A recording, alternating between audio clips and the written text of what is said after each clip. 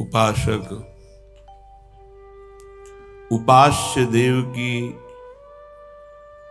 एक एक गुण वृत्ति अपने हृदय में चिंतन के द्वारा प्रकाशित कर लेता है। जैसे उपास्य देव का स्वभाव वैसा ही उपासक का, जैसे उपास्य देव ज्ञान गुण गंभीर समुद्र के समान, ऐसे ही उपासक हो जाता है। क्योंकि उपास्य देव के चिंतन से ही उपासक की उपासना परिपक्व मानी जाती है। तो जिसका हम चिंतन करते हैं उसका प्रभाव हमारे हृदय को प्रभावित कर देता है। जैसे हम प्राकृतिक वस्तु अभी चिंतन करें, कोई खट्टी चीज का, कोई तो अभी जबान में पानी आ जाएगा। वस्तु नहीं है, केवल चिंतन। किसी द्वेषी पुरुष का जिसने आपका अपमान किया हो, निंदा किया हो, उसका चिंतन करें, अभी गुस्सा आने लगेगा। अभी काम भाव का चिंतन करें, अभी काम भाव आ जाएगा। जब हम जिसका चिंतन करते हैं उसका प्रभाव हमारे हृदय में पड़ता है। यदि हमारा संसार का चिंतन होता रहा तो संसार विषम है, संसार दुखालय है, संसार द्वंद्वमय है। तो उपासक द्वंद्वों में फंस जाएगा, विषमता में फंस जाएगा, दुख में फंस जाएगा। प्रभु द्वंद्वातीत है, प्रभु सुख राशि हैं, आनंद राशि हैं, सहज कृपालु हैं, समस्त सद्गुणों के भंडार हैं।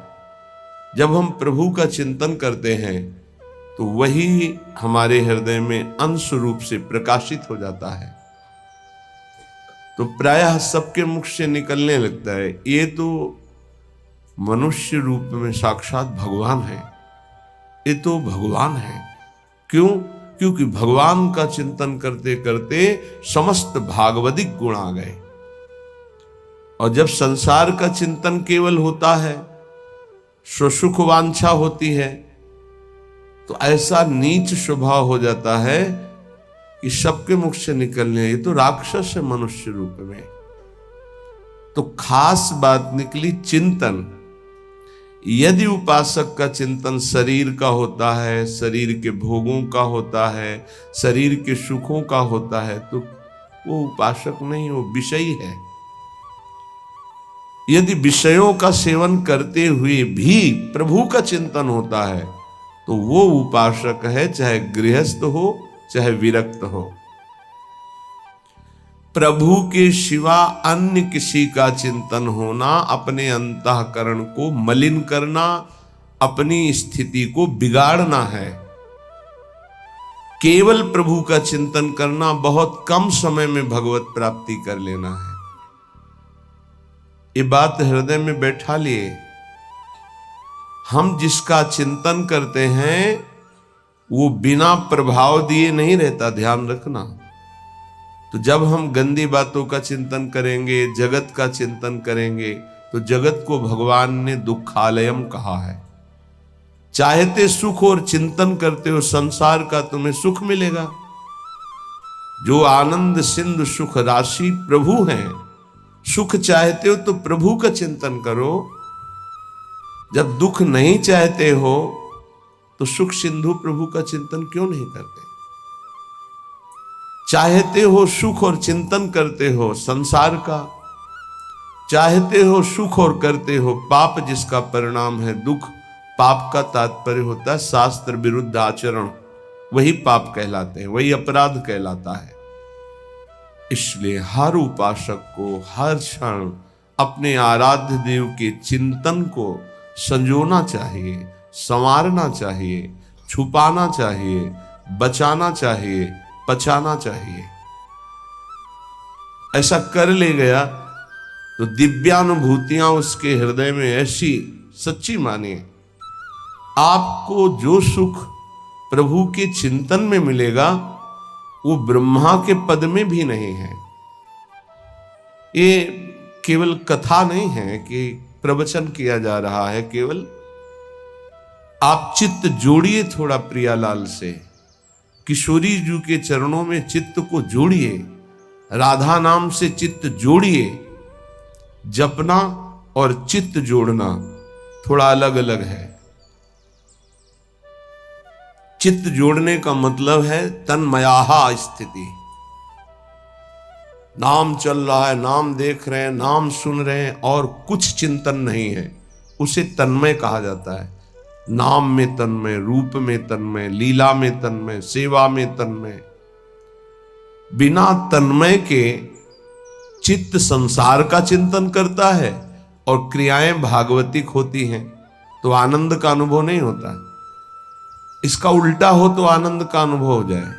क्रियाएं भले व्यवहारिक सांसारिक हो, चिंतन भागवतिक हो, ये कठिन बात पड़ती है। इसीलिए प्राय अध्यात्म में जल्दी मन टिकता नहीं है, व्यवहार में ही मन जाता है। क्रियाएं भागवतिक, आरती, पूजा, माला, चिंतन भोगों का, जगत का, देह का, देह संबंधियों का, खूब अंदर देखिए इस बात को, तो आनंद का अनुभव नहीं हो रहा, जिसे भगवदानंद कहते हैं। इसीलिए श्रीपाद प्रबोधानंद जी महाराज कह रहे हैं, असुलभ मिहि लोके लब्धुमिच्छस्य यत्नाद, यदि विपुल धन स्त्री पुत्र गेहोत्तमादि, कर निपत मुक्तिम कृष्ण भक्तिम च कांक्षस, यदि वस पर धाम वाद्य वृंदावनाख्यम।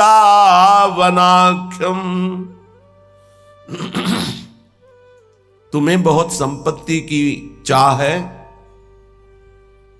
मेरे प्रभु का भजन करो, सच्ची मानिए, ऐसी संपत्ति प्राप्त होगी कि न पारमेष्ठ्यम न महेंद्रधिष्ण्यम न सार्वभौमम न रसाधिपत्यम न योग सिद्धिर न पुनर्भवम वा। विश्वास करो। 4 दिन भजन करते हो, ऊब जाते हो, ऐसे नहीं। लक्ष्य की प्राप्ति के लिए प्राणों की बाजी लगाई जाती है, चाहे कोई लक्ष्य हो। लौकिक लक्ष्य में क्या खिलवाड़ से कोई विजय प्राप्त करता है? प्राणों की बाजी लगाकर जब अभ्यास किया जाता है तो साधारण से साधारण और असाधारण से असाधारण सब पर विजय प्राप्त की जाती है, जब प्राणों का मोह छोड़कर अभ्यास किया जाता है। ऐसे ही भजन का अभ्यास आप मान लीजिए, जो चाहिए वो प्राप्त हो जाएगा। श्रीपाद कह रहे, असुलभ मिहि लोके लब्धुमिच्छस्य यत्नाद। तुम प्रयास से उतना धनी नहीं हो सकते हो जितना भगवत कृपा से हो जाओगे। प्रयास तो सब कोई कर रहा है कि मैं सर्व सुखों का भोक्ता बन जाऊं, पर बन पा रहा है क्या? भगवान के नाम का चिंतन करते हुए जथा लाभ संतोष सदा काहू सो कछु न चाहोंगो, ये स्थिति सुदामा जी की थी। कई कई दिन घर में भोग नहीं लगता था, तुलसी दल और चरणामृत से बच्चों का पोषण होता था। एक दिन द्वारिकाधीश की कृपा कटाक्ष हुई, द्वारिकापुरी की तरह वैभव सुदामापुरी में। भगवान के लिए कुछ मेहनत करनी पड़ती है। एक संकल्प से अनंत ब्रह्मांडों का सृजन हो गया, लेकिन बलिहारी सुदामा जी की एक दाना भी नहीं पाया वहां का। वो भिक्षा से ही जीवन यापन करते रहे। पत्नी से कहा, तुम्हें सुख सुविधा चाहिए थी, मेरे मित्र ने दे दी। मैं सिर्फ श्री कृष्ण से प्यार करता हूं, श्री कृष्ण के वैभव से नहीं। ये क्या चाहिए? असुलभ मिहि लोके, जो तुम्हें इस लोक में सुलभ नहीं हो सकता वो तुम्हें प्राप्त हो जाएगा। ये आंतरिक बात है। जब आपकी स्थिति ऊंची उठेगी भजन से, तो दिव्यताएं आपके सामने आएंगी। जैसे आप बैठे हैं, ऐसे दिव्य लोकों के वैभव, दिव्य लोकों के देवता, दिव्य लोकों की सिद्धियां उस उपासक के सामने उपस्थित होती है। मुझे भोगो, मुझे स्वीकार करो, क्या चाहिए तुम्हें, बोलिए। और जब वो नहीं बोलता है तब स्थिति आगे बढ़ती चली जाती है। आखिर में श्री भगवान को आना पड़ता है, क्या चाहिए। जब उनसे भी नहीं बोलता है तब वो अधीन हो जाते हैं और संग संग डोलते हैं। जहां मेरा भक्त चरण रखे वहां रखूं मैं हाथ, पीछे पीछे मैं फिरूं कभी न छाड़ू साथ। मान लो मेरी बात, अगर नाम जब चल रहा है तो असुलभ मिह लोके लब्धुमिच्छस्य यत्नाद, जो बड़े प्रयास से यहां प्राप्त नहीं हो सकता वो तुम्हें प्राप्त हो जाएगा। सबसे बड़ी बात, सूक्ष्मता से विचार कीजिए। आप धन क्यों चाहते हैं? तो उत्तर आएगा भोगों के लिए। सीधी बात है। धन से हम मकान बना सकते हैं, हम सुंदर सुंदर भोग एकत्रित कर सकते हैं, कपड़ा लत्ता भोजन भोग सामग्री सब ठीक है। इन भोगों में सुख है, ये अज्ञान से आपने मान रखा है। नहीं तो ऐसे हैं जितना आप धन चाहते हो, जो भोग चाहते हो, ये सब उनके पास है लेकिन असंतुष्ट हैं। आपकी पहुंच नहीं है इसलिए वो आपसे थोड़ी बताएंगे। अपने लोगों को पता है, जिन पदों की आप आकांक्षा करते हैं, जिन भोगों की आकांक्षा करते हैं, जिस वैभव की आकांक्षा करते हैं, वो वैभव है, वो पद है, वो भोग है, पर एकांत में रोते हुए नजर आए हैं। रोते हुए मान लीजिए, बिना श्री भगवान के भजन के तुम्हें कहीं विश्राम नहीं मिल सकता। अगर संपत्ति ही चाहिए तो 5 वर्ष के बालक ध्रुव ने, जब सुरुचि ने झिड़क दिया कि अगर महाराज की सिंहासन पर बैठे हुए गोद में बैठना है तो जा नारायण का भजन कर और ये शरीर छोड़ और मेरे गर्भ से पैदा हो, तब तो सिंहासन का अधिकारी होगा, सुनीति के गर्भ से नहीं। माता सुनीति ने उसी बात को पुष्ट किया, बेटा तू विमाता को कटुवचन बोलने वाली मत मान, वो मां है, ठीक कहती है। महाराज तो मुझे दासी भी स्वीकार करना अब नहीं चाहते, तू परम कृपालु भगवान नारायण का भजन कर, हरि का, और उन्हीं से अपनी चाह की पूर्ति कर। चाह थी मुझे परम पद मिले, परम पद अटल पदवी ऐसी मिली, सप्त ऋषि उसकी परिक्रमा करते हैं। ध्रुव जी की सप्त ऋषि परिक्रमा करते हैं, ऐसी पदवी प्राप्त हुई। क्या चाहिए? अपना कितना प्रयास कर लेंगे आप? हम ये नहीं कहते कायर बन करके बैठ जाओ, आप अपने कर्तव्य का पालन करें पर नाम जप करते हुए। जो चाहिए विश्वास कीजिए, अगर भगवान का भजन करते हुए तुम भगवत प्राप्ति नहीं कर पाते, भ्रष्ट हो जाते हो, तो श्रीमान कुलवानों के यहां तुम्हारा अगला जन्म होगा, परम पावन, जहां वैभव ही वैभव है। जिन भोगों में तुम भ्रष्ट हुए हो उस भोगों की बाहुल्यता होगी, और भक्ति के संस्कार उन भोगों से वैराग्य दिलाकर अगला जन्म भगवत प्राप्ति करा ही देगा पक्का। 2 प्रकार का जन्म होता है योग भ्रष्ट का। यदि वो भोगों में भ्रष्ट हुआ है तो भोग की बाहुल्यता और भक्ति संपन्न घरों में जन्म होगा, और यदि वो वैराग्य की चूक हो गई है तो अगला जन्म उसको सीधे ऐसे गृहस्थों के यहां होगा जो अकिंचन वैरागी और भगवत भक्त होंगे, जहां जन्म से वैराग्य के संस्कार और फिर भगवत तत्व का बोध, भगवत प्राप्ति। घाटा तो है ही नहीं। थोड़ा भी नाम जप किया तो दुर्गति से बचाकर सदगति में लगा देगा। जो चाहिए वो प्राप्त, विश्वास कीजिए। पर किसान भी खेती बोता है तो इंतजार करता है, सुरक्षा करता है, सींचता है, निकालता है, तब वो जाकर के कहीं फसल प्राप्त करता है। ऐसा नहीं कि दूसरे तीसरे दिन उसे फसल मिल जाती है। आज आप नाम जपना शुरू, सोचते हैं एकदम चमत्कार हो जाए, जो कहा जा रहा है वो एकदम संपत्ति आ जाए, एकदम सारे दुख मिट जाए। ऐसा नहीं होता, ऐसा नहीं होता। कोई कार्य एकदम ऐसे नहीं होता, उसकी भूमिका बनती है। पहले अनर्थों की निवृत्ति होती है, जिसको पाप कहते हैं। पाप प्रवृत्ति का नाश होता है। पहले पाप नाश, फिर पाप प्रवृत्ति का नाश, फिर भागवतिक भावों का उदय, फिर जो चाहोगे वो प्राप्त हो जाएगा। विपुल धन स्त्री पुत्र गेहोत्तमादि, उत्तम स्त्री उत्तम पुत्र उत्तम धन जो चाहिए मिल जाएगा। भगवान ने कहा है आर्त अर्थार्थी जिज्ञासु ज्ञानी 4 प्रकार के भगत होते हैं। एक संकट निवृत्ति के लिए, एक धन प्राप्ति के लिए। धन भी चाहिए तो श्री हरि का भजन करो और अपने कर्तव्य का पालन करो, और जैसे तुम्हें वो रख रहे हैं वैसे राजी रहो। आगे चलकर जब इस फसल की अन्न राशि एकत्रित होगी, अर्थात तुम्हारे इस भजन का फल आएगा, तो निहाल हो जाओगे, इसी जन्म में निहाल हो जाओगे। मान लीजिए, प्रार्थना है, मान लीजिए, ये मनमानी आचरण बंद करके भगवान के आश्रित होकर नाम जप कीजिए। ये तुम्हारे गंदे आचरण, गंदा भोजन, गंदे विचार ये तुम्हारा नाश कर देंगे।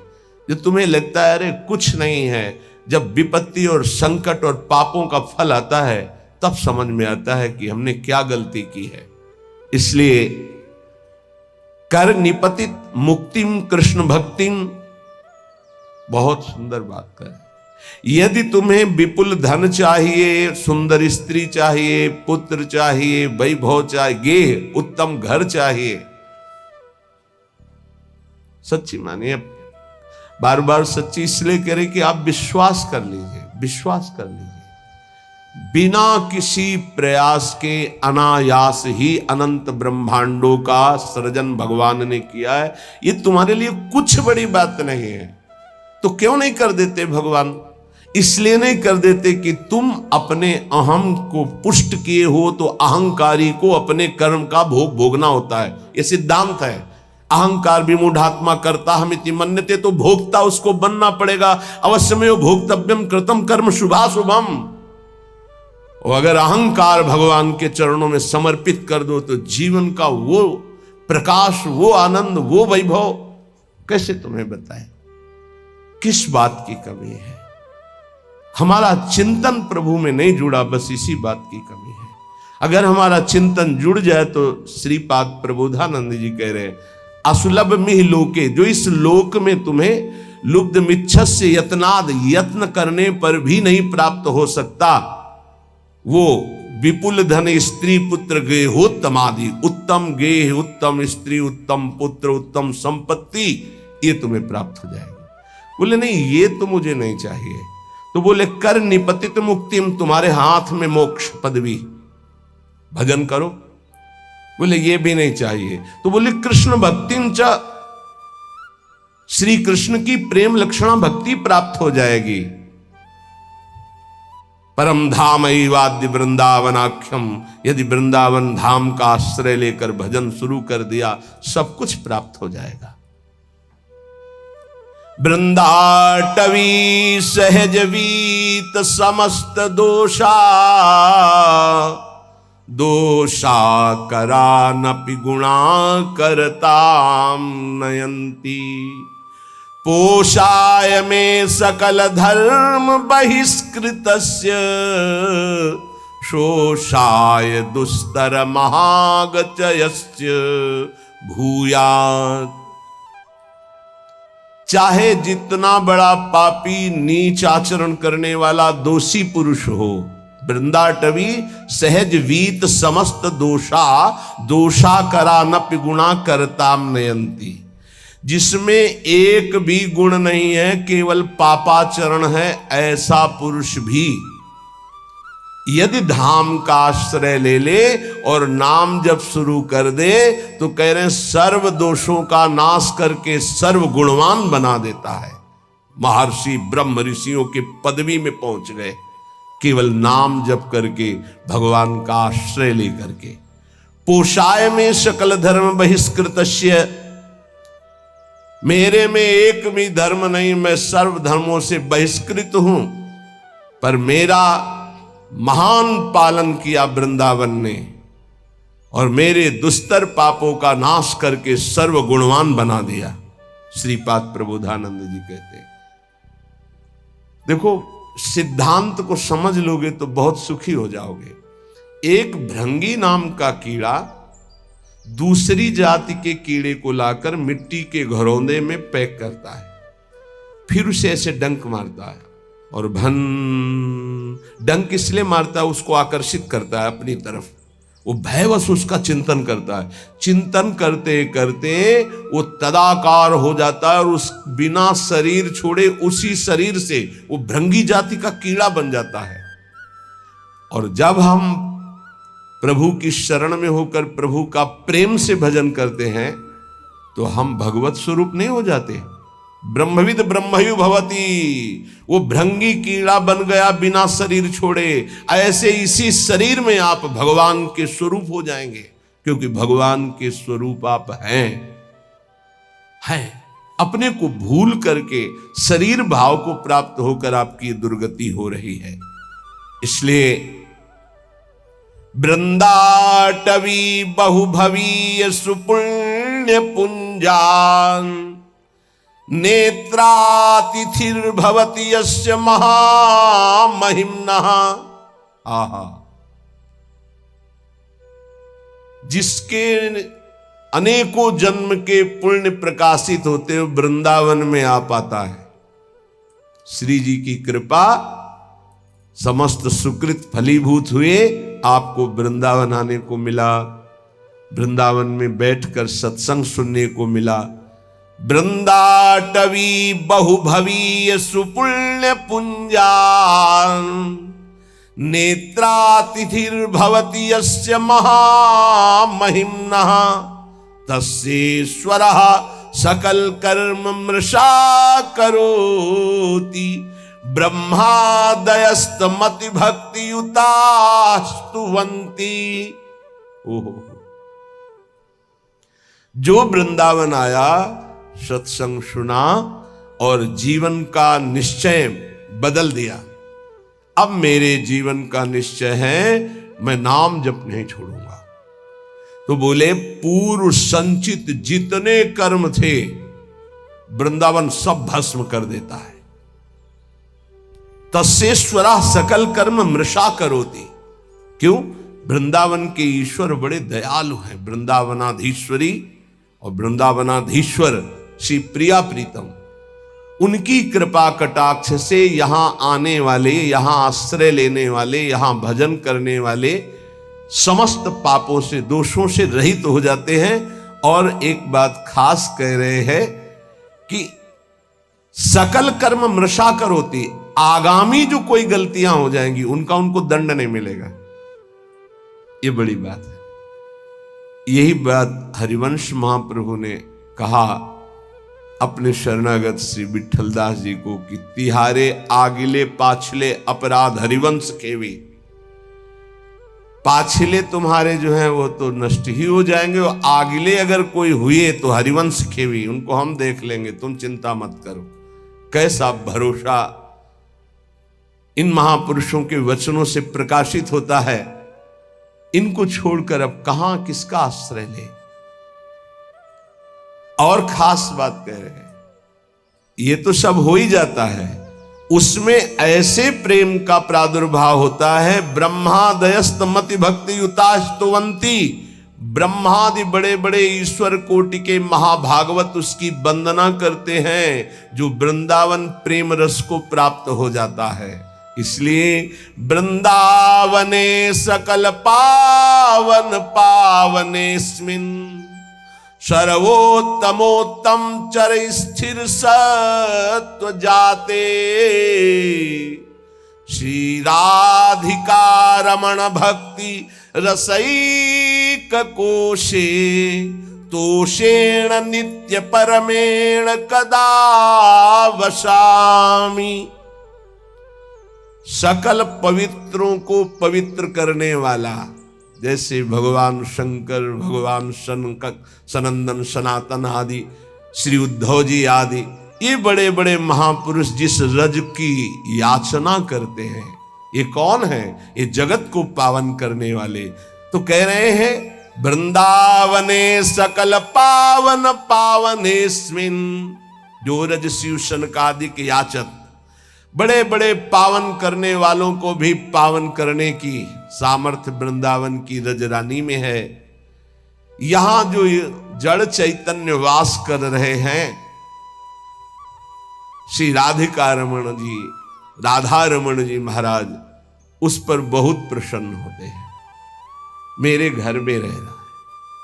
तो बोले जो यहां वास नहीं कर रहे वो, बोले आश्रित है। आश्रित की भी वही गति होती है जो वास करने वाले की होती है, लेकिन हृदय से संपूर्ण आश्रय वृंदावन का हो। तो भक्त रसैक कोशे तोषेण, जब राधा रमन जी प्रसन्न हो जाते हैं तो अपना खजाना खोल देते हैं। तोषेण तो क्या, भक्ति रसैक कोशे, भक्ति रस का खजाना खोल देते हैं। दिव्य लीलाएं अंदर चल रही है, दिव्य भाव अंदर चल रहे, उसी में परमानंद में डूबा हुआ है। नित्य परमेण कदावसामी, क्या कभी मेरे जीवन में ऐसा अवसर आएगा कि मुझे ऐसे श्रीधाम वृंदावन में वास मिले और मैं निरंतर प्रिया प्रीतम के चिंतन में ऐसे डूबूं जैसे मछली जल के बिना जीवित नहीं रह सकती, ऐसे एक आधे क्षण के लिए भी यदि हमारा चिंतन छूटे तो प्राण व्याकुल हो जाए।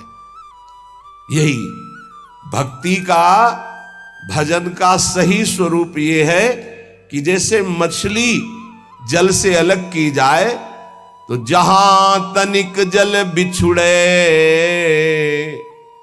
छोड़ी देत है प्राण,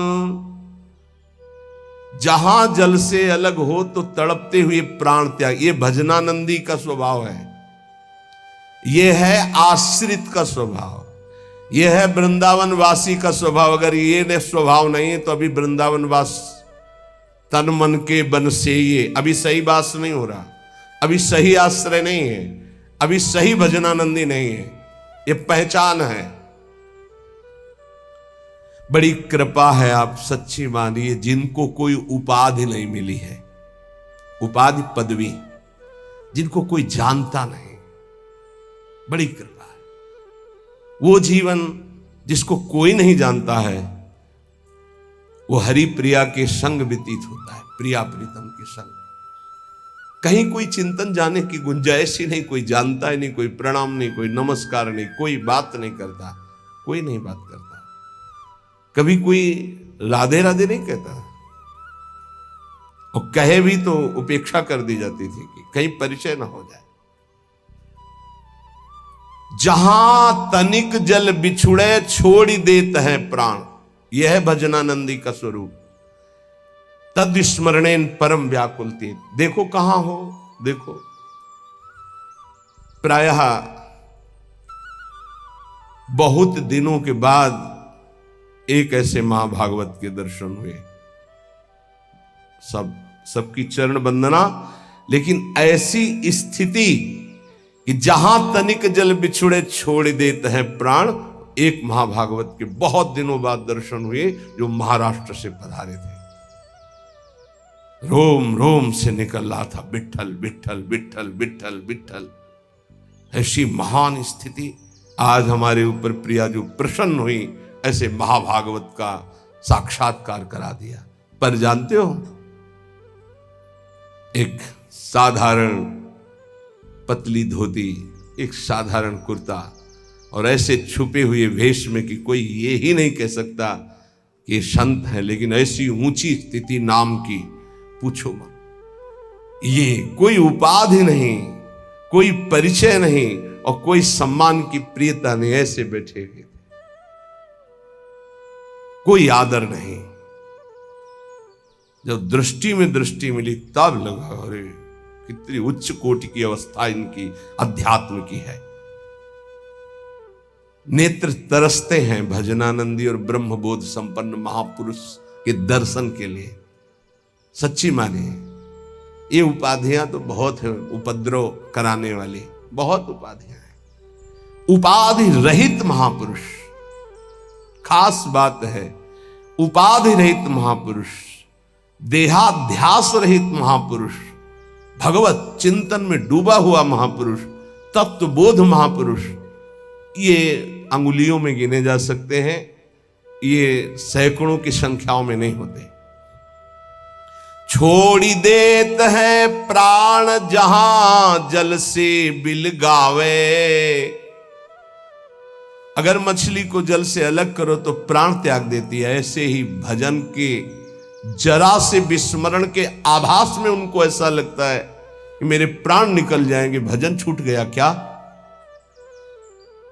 अगर मछली को पानी से निकालकर शुद्ध गाय के दूध में, अब दही में, या सुंदर घी में, या सुंदर रबड़ी में डाल दो तो बचेगी क्या? प्राण त्याग देगी। केवल जल, ऐसे ऐसे भजनानंदी देई दूध में डारी रहे, ना प्राण गवावे। अगर दूध में डाल दे तो रहे ना, वो अपने प्राण त्याग देगी, क्योंकि पानी से प्रेम करती मछली।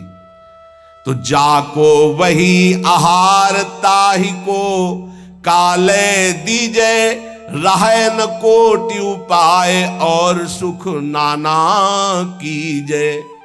बोले जिसका जो आहार है वो उसी की प्राप्ति में जीवित रहेगा, अन्यथा प्राण त्याग देगा। ध्यान दीजिए, भजनानंदी का आहार है नाम जप। अगर नाम जप छूटा तो प्राण त्याग देगा, जीवित नहीं रह सकता। कसौटी में कसो कौन सी स्थिति है आपकी, कितना आप भजन से प्यार करते हैं। यह लीजे दृष्टांत सके सो लेई बिचारी, जो नाम से ऐसो करे स्नेह ताहि की मैं बलिहारी। मैं बलिहारी हूं ऐसा जो नाम से प्रेम करता है। पलटू ऐसी प्रीति कर जल और मीन समान, जहां तनिक जल बिछुड़े छोड़ देत है प्राण। भजन का क्या स्वरूप है? तद विस्मरणेन परम व्याकुल तेति। श्री पलटू स्वामी जी कहते हैं, बहुत बड़े भजनानंदी महापुरुष, जिनके रोम रोम से सीताराम सीताराम निकलता था। कह रहे ऐसी प्रीति करो नाम से जैसे जल से मछली प्रीति करती, दूर होने पर प्राण त्याग देती है। और भगवान के दास होकर के भगवान के नाम की इज्जत रखिए आप। ये तिलक, ये कंठी, ये छाप धारण करके हरिदास कहा करके भगवान की अवहेलना मत कीजिए। इतने बड़े स्वामी के दासत्व का सौभाग्य मिला है। कुछ लोग शर्माते हैं तिलक लगाने में, कंठी बंद। अरे शर्माओ पराई माता बहनों की तरफ गंदी दृष्टि करने में, शर्माओ मदिरा पीने में, शर्माओ दूसरे का मांस खाने में, शर्माओ चोरी करने में, हिंसा करने में। भगवान के दासत्व के लिए तुम्हें शर्म लगती कि तिलक लगाएंगे लोग क्या कहेंगे, बुरा काम है। कंठी बांधेंगे लोग क्या कहेंगे, सत्संग सुनेंगे लोग क्या कहेंगे। सत्संग सुनते हैं।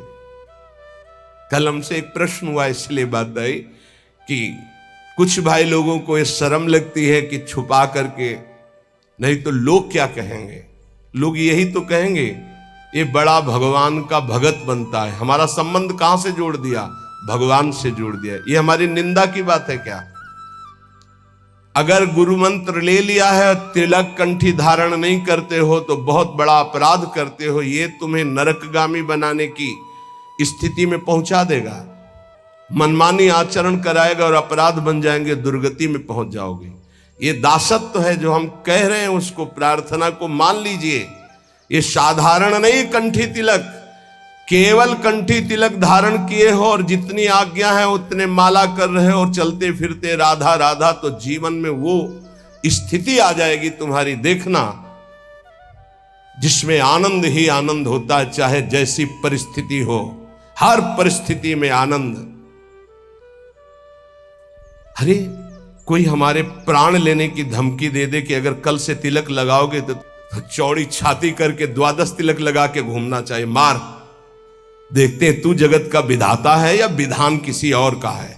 अगर मरना है तो तू मारे या ना मारे, मरना ही है उसी क्षण। और अगर नहीं मरना है तो काल भी नहीं मार सकता। समुझ जे आए शरण ते डरत ना काल डर। किसी के मजाक करने पर, विनोद करने पर तुम कंठी तिलक और माला छोड़ दो, लोग क्या कहेंगे। धिक्कार है तुम्हारी बुद्धि को जो भजन की तरफ चलने के लिए लज्जा करती है और पाप की तरफ चलने के लिए छाती चौड़ी कर देते हैं। पाप की तरफ लज्जा नहीं आएगी।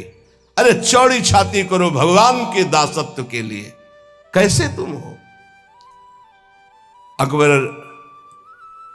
आगरे में आया करता था तो देखा जिधर दृष्टि डाले सब तिलक छापधारी राजा लोग बैठे। वो बादशाह था, दिल्ली में प्रधान पद पर बैठा हुआ। उस समय ऐसा था, छोटे छोटे राजा होते थे और उन सब का बादशाह स्वामी होता था, जैसे हर प्रदेश के मुख्यमंत्री और फिर राष्ट्रपति। तो देखा सब राजा तिलक लगा। मेरा फरमान सुना दिया जाए, जो कोई कल तिलक लगा के आएगा तो गरम लोहे से मस्तक दाग दिया जाएगा, मानो मृत्यु दंड। अब सब थर्रा गए। बादशाह का फरमान वो तो लागू ही हो जाएगा।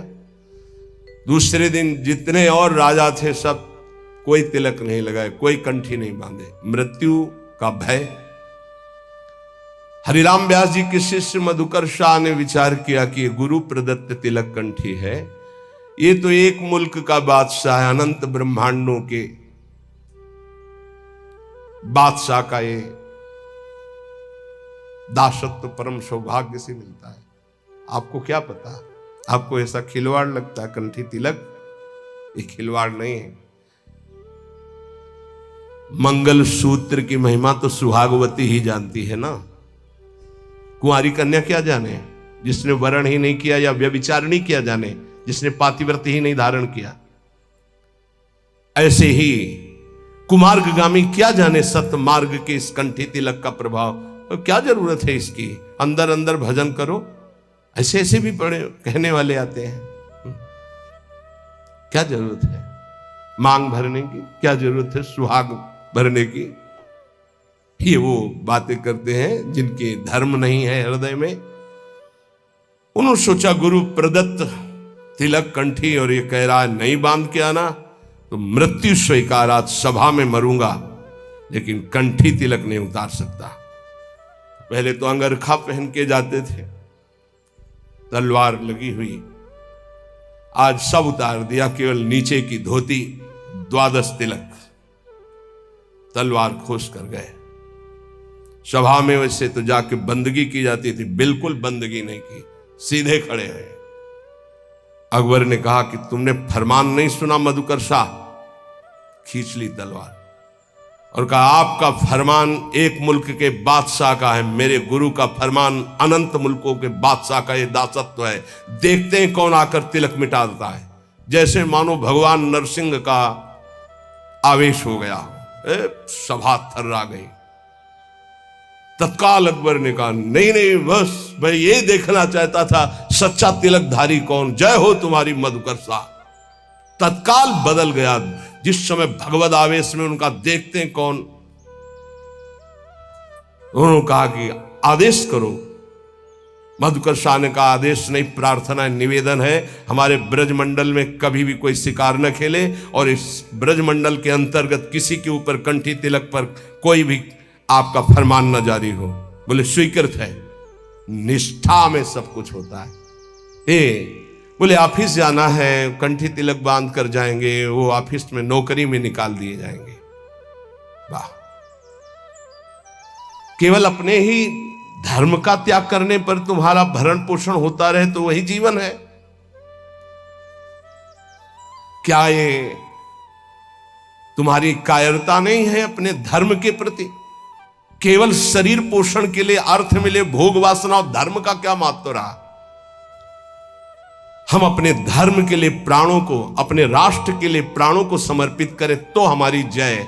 ये सूकर कूकर भी उदर पोषण करते हैं, ऐसे अर्थ कमाकर उदर पोषण कर रहे हो और न धर्म न राष्ट्र, तो मतलब क्या रह गया? हरि को दास कहाए के गुनाह करे ना कोई। ये ध्यान रखना चाहिए। भगवान के दासत्व की इज्जत रखो। कंठी और तिलक लगाए हो, तुम कहां खड़े हो, तुम क्या बोल रहे हो, तुम्हारा आचरण क्या है, ये बहुत सावधानी से समाज देखता है। आपकी बात, आपका खड़े होना, आपका बैठना, क्योंकि आप हरि के बहुत बड़े के दास हैं, पार्षद हैं। तो संत महापुरुष जन कह रहे हैं, भगवान के दास होकर भगवान की इस दासत्व की इज्जत रखो, मर्यादा रखो। तुम कौन हो? बोले हरि का दास हो। कहां खड़े हो? क्या कर रहे हो? क्या बोल रहे हो? क्या खा रहे हो? कौन सा आचरण कर रहे हो? उस समय सोचो, मैं हरि का दास हूं, क्या ये उचित है करना? हरि को दास कहाई के गुनाह करे ना कोय, गुनाह करे ना कोय जेहि विधि राखे रहिए। दुख सुख कैसे पड़े केहू से तनिक न कहिए। बहुत महिमा की बात है। कोई भी ऐसी गलती न करो कि कोई हमारे भगवान को कोष दे। ध्यान रखना, तुम हरि के दास हो। बहुत बड़े स्वामी का ये चिन्ह है। कहीं स्वामी का कोई अपमान न करे, क्योंकि आप जैसे पीले धारण किए हो, कहीं भी गलती करोगे तो गाली सीधे तुम्हारे गुरु को पड़ेगी, चाहे आप चाहे जहां गलती करो। भले ही आप हमसे हृदय से नहीं जुड़े हो, लेकिन वेश धारण किए दासत्व का, तो सीधे होगा। किनका? बोले उनका। अच्छा, ऐसा ये दासत्व श्री प्रियालाल का है। कह रहे गुनाह करे ना कोई, और जेहि विधि राखे रहिए। जैसे तुम्हारे इष्ट रख रहे हो वैसे रहना सीखो। दुख सुख कैसे पड़े केहू से तनिक न कहिए। ये बात बांध लो हृदय की ग्रंथि में कि हमें चाहे जैसी परिस्थिति हम किसी से सहयोग के लिए नहीं कहेंगे, तो हरि सहयोग के लिए आएंगे। इंतजार करना, आखिरी हद में रहना, बीच में टूटना नहीं। तो आखिरी में जो आएंगे वो हरि आएंगे, पक्का आएंगे, पक्का आएंगे। विश्वास कर लीजिए, बहुत बार देखा है, बहुत बार। आखिरी हद में रहना, बीच में टूटना नहीं, तो आखिरी जो आएंगे वो हरि आएंगे। देख लेना। दुख सुख कैसे पड़े केहू से तनिक न कहिए। कभी ऐसा जीवन में नहीं कहा गया है कि बीमार हो थोड़ा सहयोग करोगे क्या? कभी जीवन में नहीं।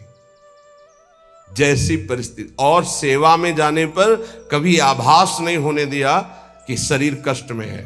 पूरी यथावत प्रसन्न मुद्रा में सेवा, बाहर निकल गए, फिर लेट गए। कैसी भी परिस्थिति हो सामने जानने न दो, और किसी को अपने हृदय की कमजोरी मत बताओ। खाने को नहीं है, दर्द है, बहुत समस्या है, मेरा हरि जान रहा है और उसने पास किया है ऐसी परिस्थिति, तो उनके द्वारा किया हुआ विधान मेरे लिए परम मंगल विधान है। रहीमन मन की मन व्यथा रखे मन में गोए, सुन इठले हैं लोग सब बांट न ले हैं कोई। उपहास करेंगे लोग, कहना नहीं। अंदर की बात केवल अपने हरि से कहो। तेरे मन में और करने वाला है, और तू न करे खराब नाहक को निस दिन दौरे। बाको कीजे याद जाहि की मारी टूटे, आधी को तू जाए घरे में सब में फूटे। पलटू गुना किए से भजन माहि भंग होए, हरि को दास कहाए के गुना करे ना कोई। तेरे मन में और करने वाला है, और तू ना करे खराब नाहक को निस्दिन दौरे। ए भाई, तू हरि का दास है, तेरी सारी जिम्मेवारी हरि की है। तू नाहक में अपने आप चिंता लेकर परेशान हो रहा है। पक्की बात, पक्की बात। ये भी सैकड़ों बार अनुभव हुआ है कि हम व्यर्थ में चिंता करते हैं। जिस विषय की हम चिंता करते हैं वो बहुत अच्छी तरीके से पहले से व्यवस्थित कर दिया गया है। जब पर्दा हटा तब पता चला, अरे ऐसा। बहुत बहुत सुंदर व्यवस्था प्रभु की होती है। तू नाहक में, व्यर्थ में तू अपने चित्त को प्रभु के चिंतन से हटा करके परेशान हो रहा है। वाको की जय याद जाय की मारी टूटे। उस प्रभु का चिंतन कर जिसके प्रभाव से काल भी भयभीत होता है, तेरा कौन सा कार्य नहीं बन जाएगा। यदि तू आधी को संभालने के लिए चलेगा, भगवत चिंतन छोड़ देगा तो पूरा का पूरा नष्ट हो जाएगा, कुछ संभल नहीं पाएगा। और भगवत चिंतन पकड़े रहेगा तो सब संभल जाएगा। पलटू दास जी कह रहे कि हरि का होकर के कोई गुनाह मत कर देना।